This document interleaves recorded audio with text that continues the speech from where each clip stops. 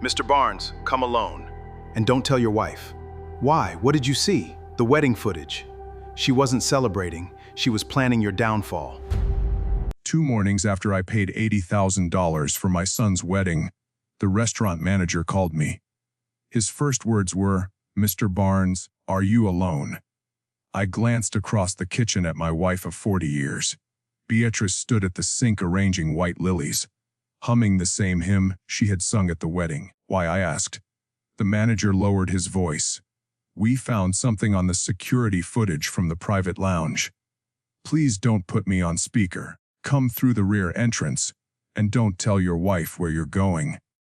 At 70 years old, I thought I understood betrayal. I had built Barnes Logistics from one battered truck into a fleet of 300.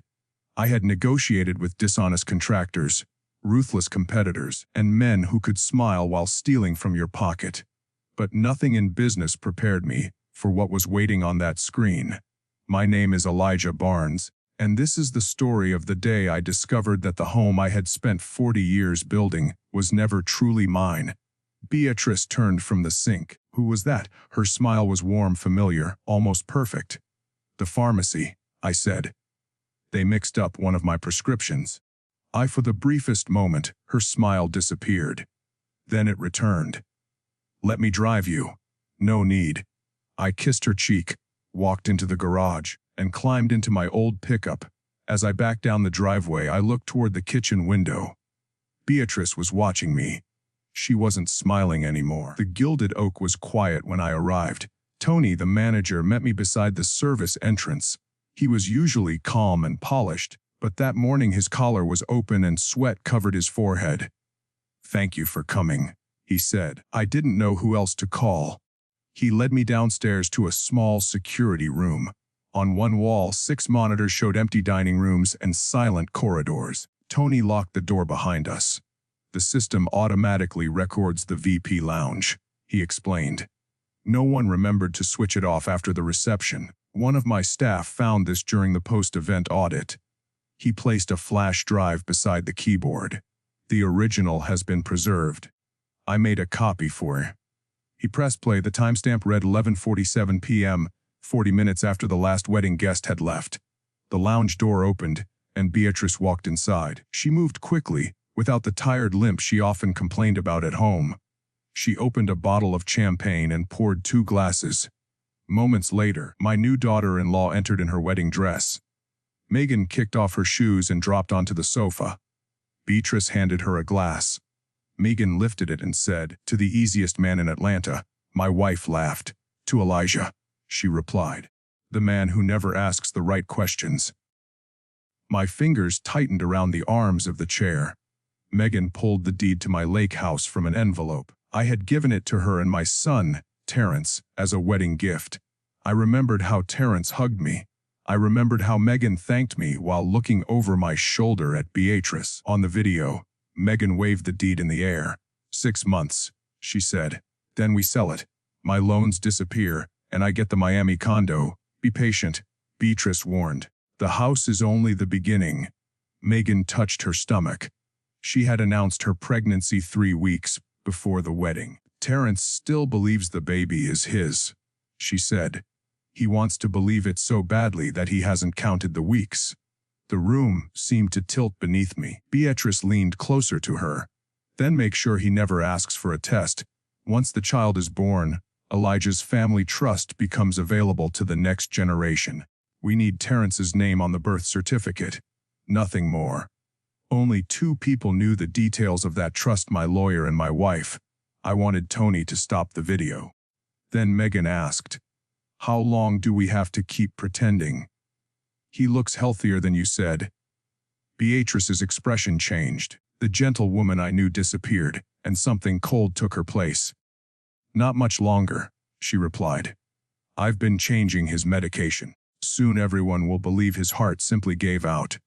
For a few seconds, all I could hear was the hum of the security equipment.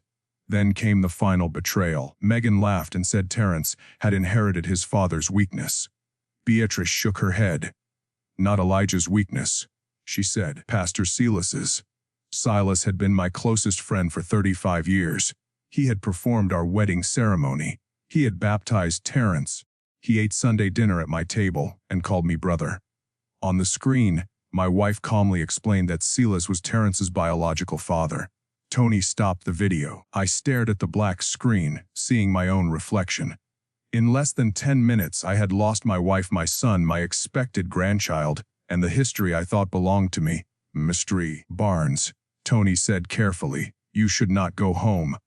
Every instinct in me wanted to confront them. I wanted to storm through my front door and make Beatrice explain 40 years of lies. But anger had never built my company. Discipline had. Who has access to the original recording? I asked. Only me and our security company. Keep it that way. Make 3 verified copies and document who handles each one. Tony nodded. I called my attorney, Evelyn Sterling. She had guided me through every major business decision of the past 20 years. When she heard my voice, she stopped me. Elijah, where are you? I told her. Stay there, she said. Do not eat or drink anything from your house. I'm contacting a detective and a physician. We handle this carefully and we handle it legally. An hour later, I was at a private clinic. Tests showed that my blood contained an unsafe level of a heart medication I had never been prescribed. That was when disbelief became evidence. Detective Lena Morris met me in a consultation room. She was calm, direct, and unimpressed by my anger. If you confront your wife now, she said, she may destroy evidence or change her story. Let her believe you suspect nothing. We'll protect you, monitor the house, and collect what we need. Going home felt impossible. But living beside a lie for one more week was the price of proving it. When I returned, Beatrice was waiting in the kitchen. On the counter sat a tall glass of green smoothie. There you are, she said. Drink this before it gets warm. The sight of it chilled me more than the video had. I smiled, thanked her, and carried it toward my study as though I planned to drink while reading. Inside, I locked the door and poured a sample into a sterile container the detective had given me. Officers later collected it through the side entrance. The laboratory found the same substance that had appeared in my blood. Over the next several days, the investigation moved quietly. The police obtained legal authorization to monitor key areas of the house. Evelyn froze any account that could be accessed without my direct approval. My estate plan was rewritten. The lake house deed had not yet been recorded, so the transfer was stopped. To my family, however, I appeared weaker each day. I let my shoulders sag. I used a cane I didn't need. At dinner, I spoke about age, regret, and the burden of managing an empire. Greed did the rest. One evening with Beatrice, Megan, and Terrence gathered in the living room, I said, I nearly collapsed this week. It made me realize I've held control for too long. Megan leaned forward. Beatrice touched my arm. What are you saying? Next Sunday, after church, I'm announcing my successor. One person will receive control of the company and the family estate. 3 faces changed at once. Terrence looked hopeful. Megan looked hungried. Beatrice looked relieved. Pastor Silas should host it, I added. The whole community deserves to witness the transfer. Beatrice smiled. That would be beautiful. I also want it streamed online, I said. A public celebration of family. They believed I was preparing a coronation. In truth, I was inviting every liar onto the same stage.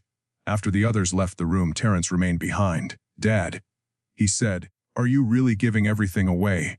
I studied the man I had raised. Whatever his blood said, my memories of him were real. I had taught him to ride a bicycle. I had sat beside him through fevers and heartbreak. Part of me wanted to pull him out of the conspiracy and save him. If you knew someone was hurting me, I asked, would you protect me? His eyes dropped. Of course. Even if protecting me cost you the inheritance. He was silent too long. Then Megan called his name from the hallway, and he hurried away without answering. That silence told me almost everything.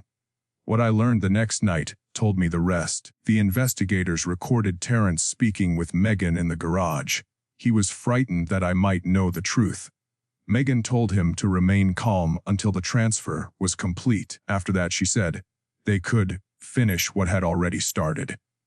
Terrence whispered, I don't want to watch it happen again. But he did not warn me. He did not call the police. He chose the money. The last part of my heart that still saw him as an innocent victim went quiet. Meanwhile, Evelyn's investigators uncovered financial transfers from church charities into accounts controlled by Silas and Beatrice. The affair was no longer only a family secret, it was connected to fraud. With a court-approved DNA test, the truth became undeniable. Silas was Terrence's biological father. I held the report alone in my office. For 32 years, I had believed fatherhood was written in Terrence's face. Now, a page of numbers told me I had been wrong. Yet the deepest wound was not the DNA result. Blood did not erase the years I had loved him. His choice did. He had watched danger gather around me and remained silent because he wanted what my death might buy. Sunday arrived bright and cloudless. First Baptist Church was filled beyond capacity.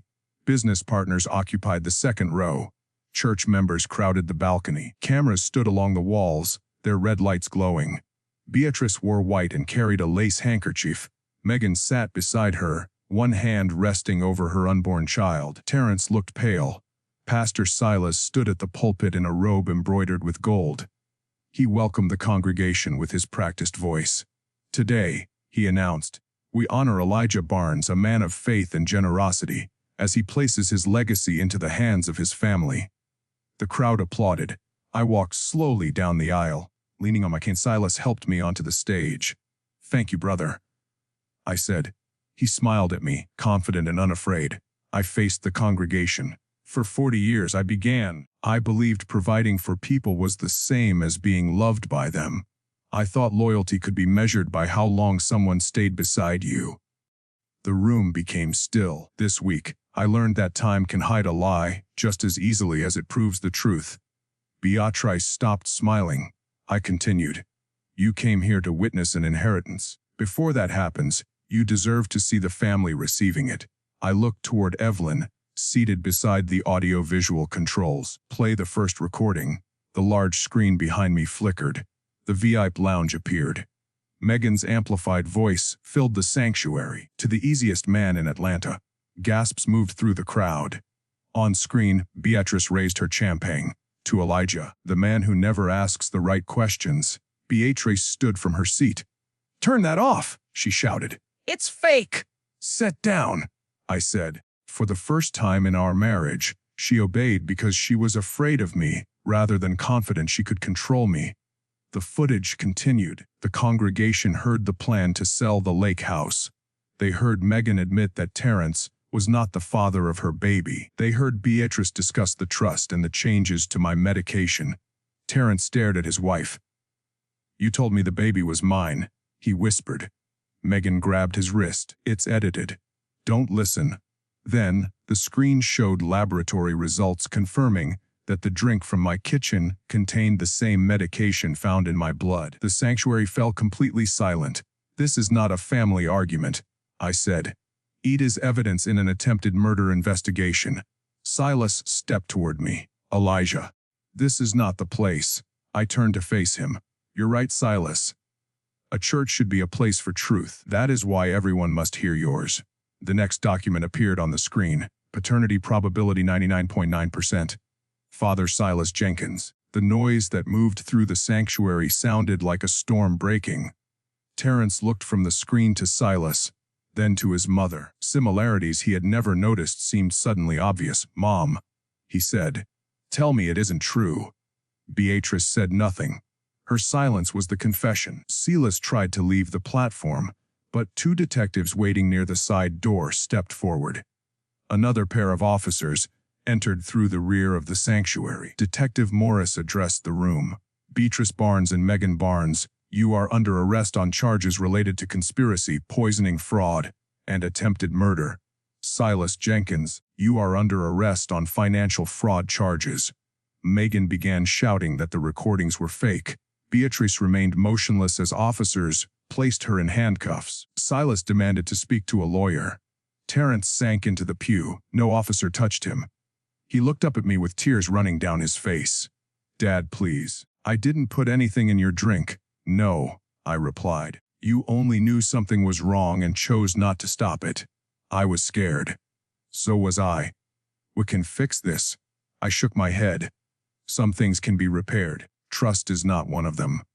I returned to the pulpit and opened the leather folder everyone believed contained the transfer papers. You came to see who will inherit the Barnes estate, I said. Here is my answer. On the screen appeared a new legal document.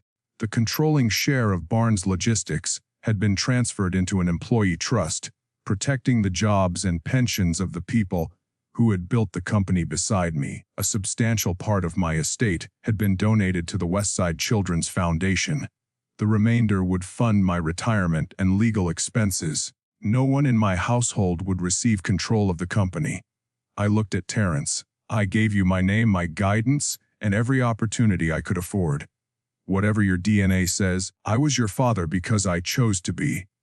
But inheritance is not payment for sharing my name. It is a responsibility, and you proved you were not ready for it. He covered his face. I felt no triumph. Justice is not always joyful. Sometimes it is simply the moment you stop allowing another person to harm you. I left the church through the center aisle. People moved aside without speaking. Outside, the morning sun warmed my face. Tony, the restaurant manager, waited near my pickup. He had come to provide a formal statement to the detectives. Mr. Barnes, he said, are you all right? I considered the question. My marriage was over. The man I had called my best friend was in handcuffs. The son I had raised would have to build a life without my money. Nothing could return the years stolen by deception, and the truth belonged to me now. Not yet, I told Tony, but I will be. 6 months later, I moved into a smaller house overlooking a lake, not the grand property I had once given away, but a quiet place with a wooden porch and enough room for one man to breathe. Beatrice and Megan awaited trial. Silas's church removed him, and investigators recovered money he had taken from charity accounts. Terrence found work at a shipping warehouse in another city. He wrote to me twice. I did not answer the first letter. I read the second one many times. He did not ask for money. He did not ask me to forgive him. He wrote only that he finally understood how much a man could lose by refusing to make one brave decision. I still have not decided whether we will speak again. Forgiveness, if it comes, will not restore access to my home, my accounts, or my trust. Mercy does not require blindness. For most of my life, I believed family was something time made permanent. Now I know better. Family is not guaranteed by blood marriage or a shared last name. It is built from the choices people make when loyalty costs them something. The restaurant manager's call destroyed the life I thought I had. It also saved the life I still had time to live. And sometimes the truth does not arrive gently. Sometimes it calls in a trembling voice and says, "Come alone. Don't tell your wife."